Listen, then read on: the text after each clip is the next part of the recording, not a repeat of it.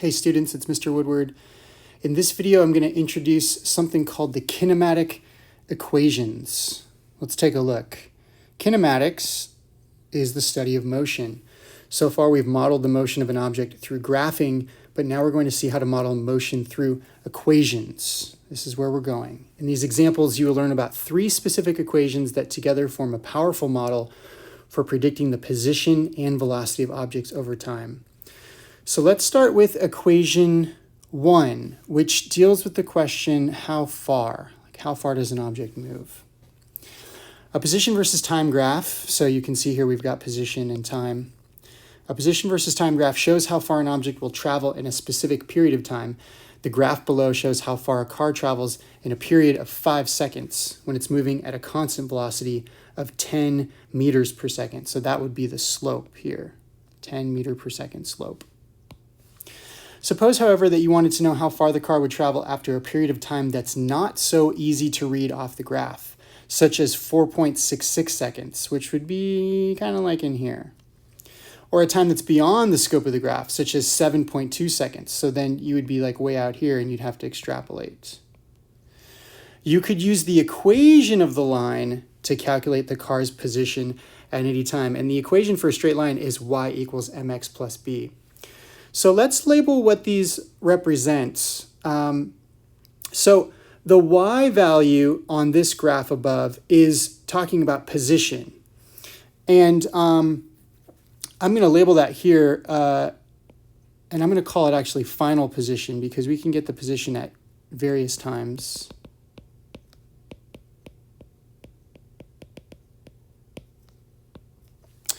The x value is time. And the b value is the y-intercept, which in this case represents the initial position where the object starts. Okay, so here the y-intercept is 0, so this car's initial position is 0. And then its final position is any of these values as you go along the graph. Okay. Now, m is the slope.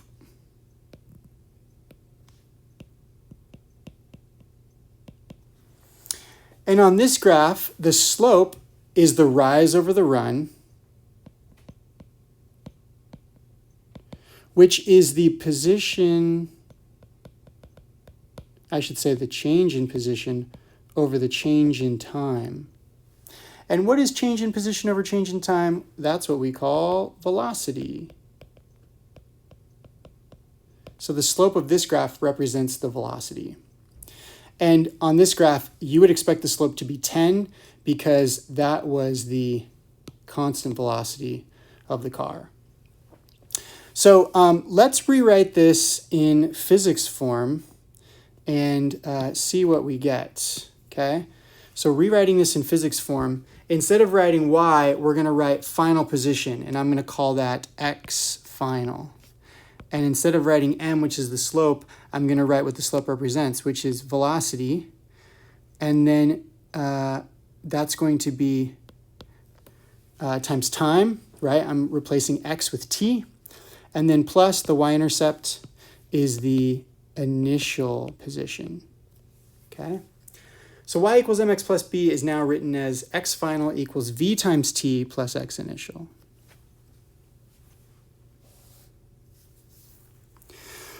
What if instead the same car started from rest and accelerated at 4 meters per second squared? Its position versus time graph would now form half of a parabola as shown below, and so you can see that the line is now curving. This is no longer a linear relationship, right? Instead, it's a quadratic. So the equation of this line would now be y equals ax squared plus bx plus c. So y equals mx plus b no longer applies. And so we can also label this stuff. So y, just like before, is the final position of the car. And x, just like before, still represents time. And now C is the y-intercept, and that still represents the initial position, which here the initial position is just 0. In this form of the equation, capital B is delineating the slope, which still represents the velocity of the object. But what we didn't have before is acceleration. And capital A, it's just a coincidence that A represents acceleration, because you'll notice like B represented slope. There was no rhyme or reason there, and C represented y-intercept. So it's totally a coincidence that A represents acceleration. But specifically, A represents half of the acceleration of the object. And so when we put this together, we get a physics form of the equation. So we get, instead of y at the beginning, that represents final position, so I'm going to call that x final, right? Is half the acceleration. That's my A, capital A. And then I'm going to say times time plus the slope, which is velocity, times time plus the initial position. Okay, that's how I would rewrite it in physics form. And I can actually simplify this a little bit. If I move this term over to here, like if I subtract both sides by x initial, and let me actually show that. So if I subtract x initial from both sides, now I get x final minus x initial is actually delta x. So I'm going to end up with a delta x on the left side. And I would get 1/2 a t squared plus v times t. So that's my alternate form of the equation, which is a little bit more compact, which I like.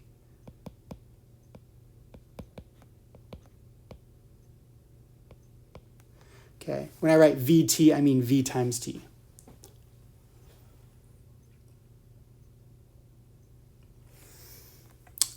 I should add that this is initial velocity. So this is v initial here. This is v initial here, because the velocity is going to be changing if the object is accelerating. So we're only looking at the initial velocity for that part of the equation. All right, and now a note.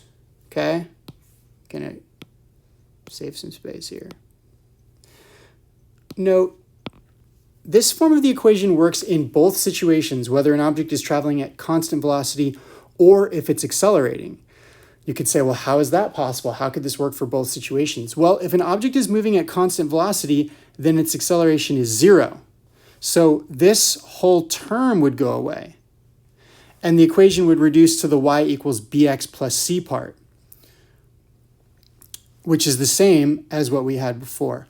So if the object is moving at constant velocity and its acceleration is 0, then you just get, this part here. And notice that looks the same as what we had up here, right? So if it's not accelerating, you can use this. If it is accelerating, then you use the full version of it, where you would have some value for the acceleration here.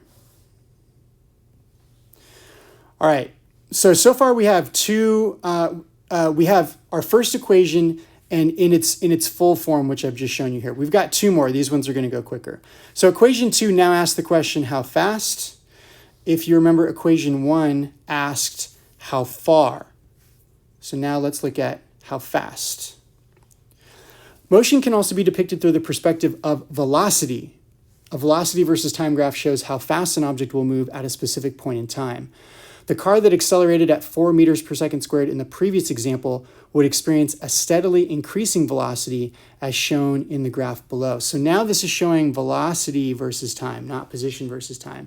And so you see that after 1 second, it's going 4 meters per second. After 2 seconds, it's going 8 meters per second. And so this slope here is changing by a rise of 4, a run of 1, right? Going up by 4 meters per second, going over by 1 second. And we call that 4 meters per second over 1 second is 4 meters per second, or 4 meters per second squared. That's what that means. If, for example, you wanted to know how fast the car would go after 1.4 seconds, so maybe here, or 2.86 seconds over here, or 8.9 seconds, which like isn't even on the graph, you could use the equation of the line to calculate the car's velocity at any time. So we're back to y equals mx plus b because this graph is a linear graph, but now y, mx, and b all have different meanings. Y now represents the velocity, specifically the final velocity, because it's a velocity versus time graph. X still represents time because we still have time on the x-axis. B is still the y-intercept. But now it represents the initial velocity. And then m is the slope. But the slope now is the rise over the run, well, as it was before. But the rise is now velocity, and the run is time. I should say a change in velocity, change in time. A change in velocity over a change in time is called acceleration. So the slope of this graph is the acceleration of the object. So if we rewrote it in physics form, instead of y equals mx plus b, we would say that the final velocity is equal to the acceleration times time plus the initial velocity. And this will give you the velocity of the object at any moment in time. Okay, the third equation is simply a combination of equations 1 and 2. If you substitute equation 1, which is up here, and you substitute it algebraically into equation 2, you get a third equation, which gives us a third perspective on the motion of the object. I'm not going to show you the algebra here. I'm just going to write it out for you.